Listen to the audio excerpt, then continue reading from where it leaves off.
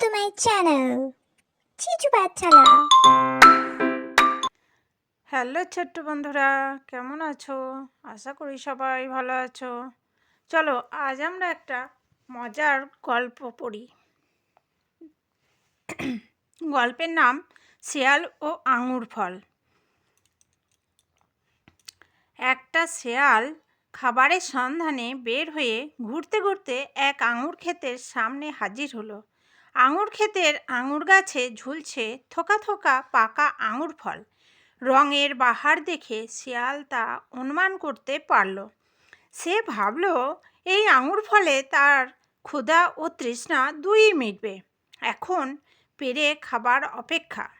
শিয়ালটি এবার একটু লাফ দিয়ে দেখল, কিন্তু আঙুর ফল উঁচুতে বলে তার নাগাল পেল না। সে তখন ভাবল দূর থেকে ছুটে এসে লাফ দিলে কেমন হয়। শিয়ালটি তাই করল। আঙুর ফলের থোকা তার নাগালের বাইরেই রইল।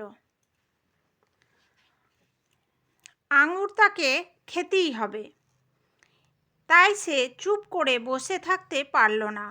সে আবার লাফ দিল। বারবার লাফ দিতে তার হাঁপ ধরে গেল, ঘাড় টনটন করতে লাগলো। তবু সে ক্ষান্ত হলো না, আবার চেষ্টা করতে থাকলো। অবশেষে সে নিরাশ হলো, সে হার মানল। শেষে সে মনে মনে বলল, দূর দূর, এই ফল কেউ খায় নাকি?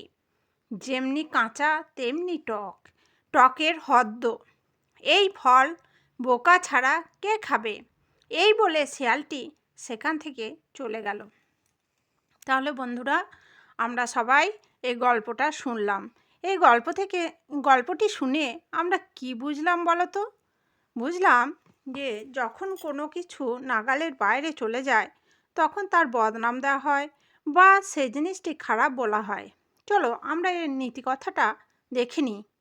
নীতিকথা: অযোগ্য লোক অক্ষমতা ঢাকতে অপরকে দোষ দেয়। তো বন্ধুরা, গল্পটা শুনে কেমন লাগলো কমেন্টে জানাবে। ঠিক আছে, আবার দেখা হবে অন্য কোনো ভিডিওতে।